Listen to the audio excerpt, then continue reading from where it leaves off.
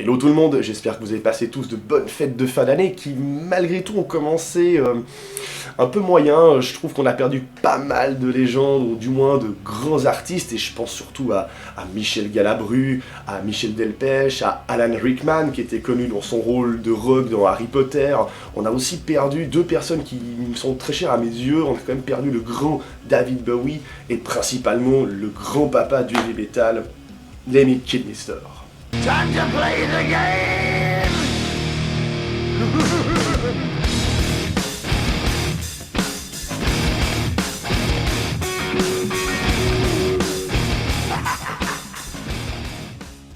Alors pendant que ces légendes, elles sont sans doute dans un monde qui est mieux que le nôtre, on attend impatiemment que Justin Bieber, Katy Perry, Nicki Minaj et tous ces artistes de merde les rejoignent très prochainement. Et c'est de là qu'on va commencer cette nouvelle vidéo. Comme vous le savez, le projet de mon émission est encore à ses débuts, donc du coup je vais essayer de changer un petit peu le concept de cette vidéo en m'adressant directement à vous à travers cette caméra et de voir tout ce qu'on peut faire avec ça.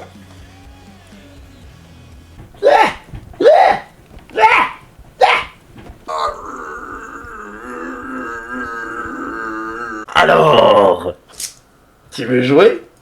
Ouais, ouais, peut-être pas tout, hein. Bref, aujourd'hui, on va parler de ces fameux tutos. Alors, un tuto, qu'est-ce que c'est? Un tuto, c'est un guide d'apprentissage que vous pouvez trouver sur plusieurs formes.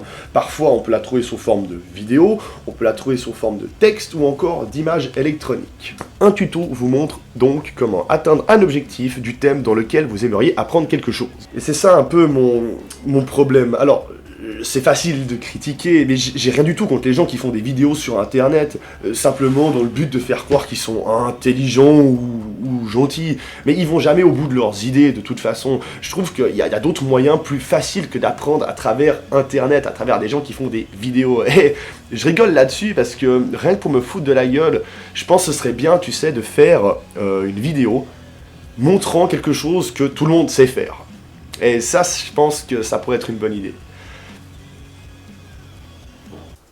Bonjour à tous et bienvenue dans ce tutoriel pour savoir comment ouvrir une porte.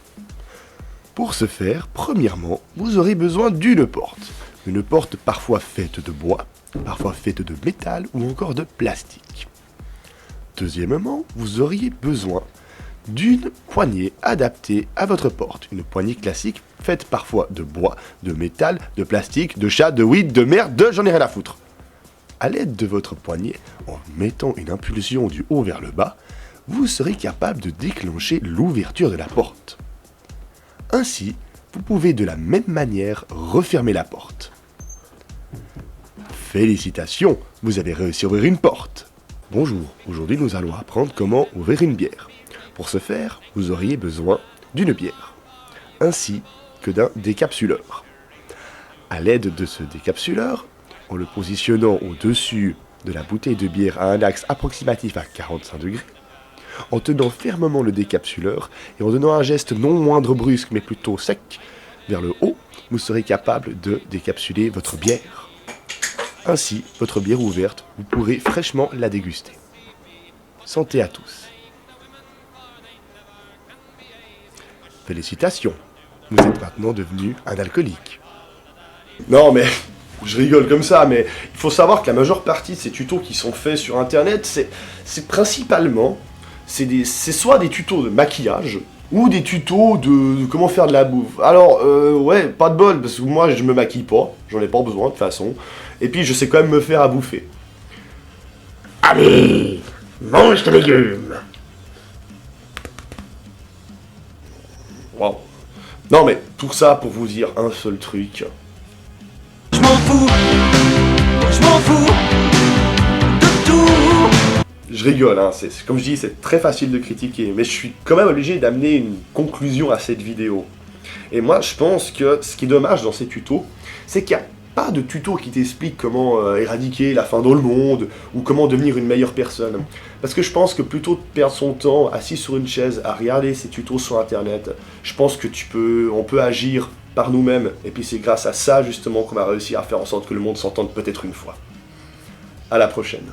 De ces chaînes